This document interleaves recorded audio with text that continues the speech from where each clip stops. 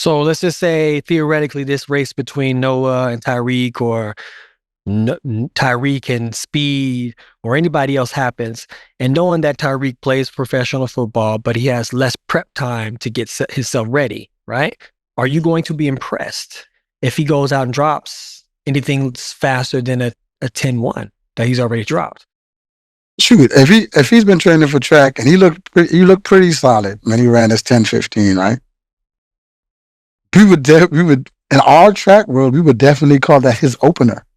If he continues to train, um, whoever's coaching him or in that world who's got him here, he would naturally have a drop with either better competition or more reps against competition. What we call a max rep, which is a race, right? That naturally will happen. Do I think he can run faster than 10:1?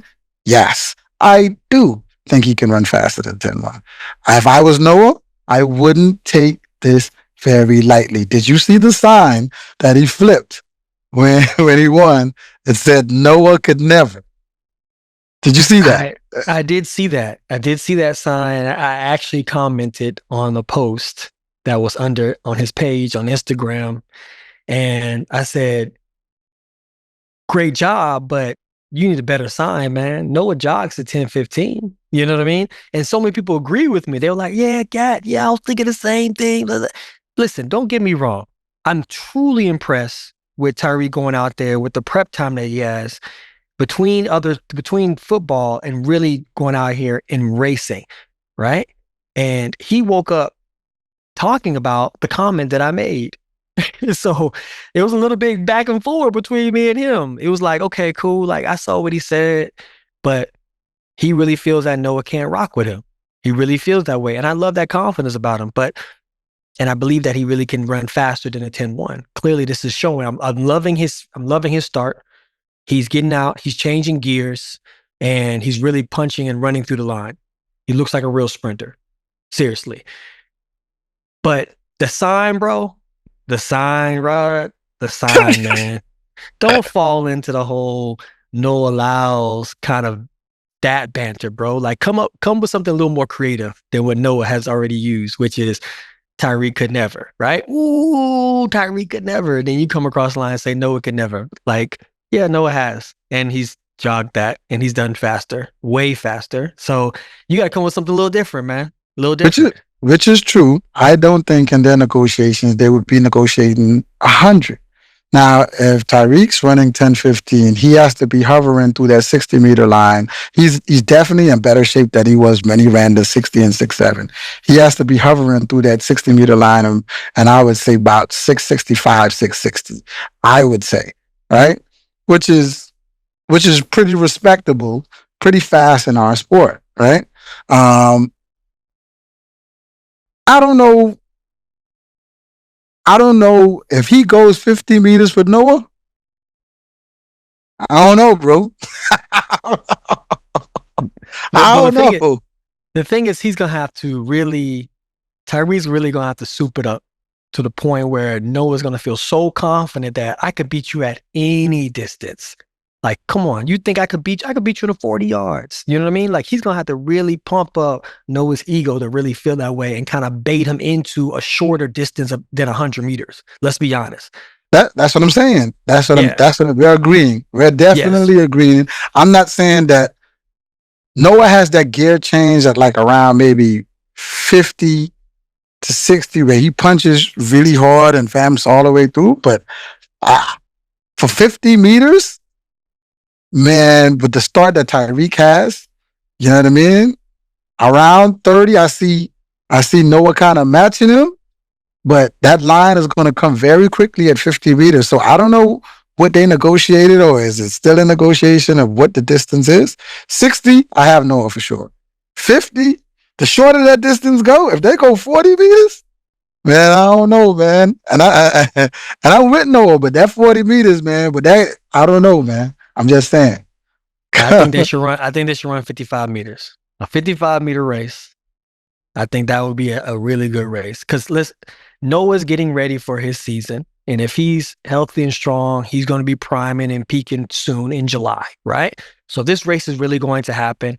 And they talked about whispers of happening in July. Let's make it happen in July. clearly, if you heard the interview of Tyreek, he said this is his season opener. That means that I have other races that's coming up. That means that I'm going through a whole season that I'm going to run some races. And that means that I am on the lookout for people like you, pew, people like you, pew, people like you, pew. I'm gaining respect in a whole sport that I really don't even run. You know what I mean? But let's be clear. At 10-15, you would have beat some people. You would have beat some people who actually does this for a living right now. Not a lot, not our elites, but he would have been in the mix. 10-15 right now, and the wake of our sport puts you in the mix. You know what I mean? You may have 998, then you may have a 1002, and then it's 10-1s. You know what I mean? 10-2 pulling up the back end. So let's not act like 10-1-5, he ain't placing. He is in the mix. 100%. And I love the fact that he went out here, he ran this 100 meters with competition. There was a guy next to him who was running with him stride for stride. He had to hit under the gear to be able to win this race. So that shows me that he's not just out there just running fast like a 40 yards with no one next to him and he's going to rig up when somebody pulls up on him. This means that he's ready and primed for a real competition race. So anybody out there, if y'all see Tyreek on that heat sheet and you in that same heat as him, don't take him lightly. Don't take him lightly. Don't take Don't take him lightly. For a guy his height, dudes his height, running faster than 2020 and a 200 is always dangerous because that means they have really good top end. Really good top end. They are motoring. And for him to hold his top end the way he did in that 100, he didn't break down towards the line. He ran through that bad boy. Like, I would definitely not take him lightly. He taking your lunch money. 100%. I gotta say, shouts out to Tyreek, man, because you know, he could definitely take that bib that he had for Noah and he could do route running, catching footballs, getting tackled, and he can show that same things that Noah could never. And Noah could never in that field, in that sport. So Tyreek gains respect from me, definitely, because he came out and he did the right way. I'm gonna run your race. I'm not gonna sandbag it and run in the grass or run on the street or run an unorthodox amount of meters and say I'm fast. I'm going to run 100 meters, starting blocks, pistol, opponents, and I'm going to run a time that's going to make everyone raise their eyebrows. And he did that. So hats off to the fastest football player that's out there, Tyreek Hill. The funny thing, they're both signed by the same company. He signed to Adidas Football. He had on some Adidas spikes too. Make it happen, man. Make it happen. Adidas, make this happen. Make this happen, Adidas. Make this. What y'all doing, man? Make it happen. This should have been happening, man. Should have been happening.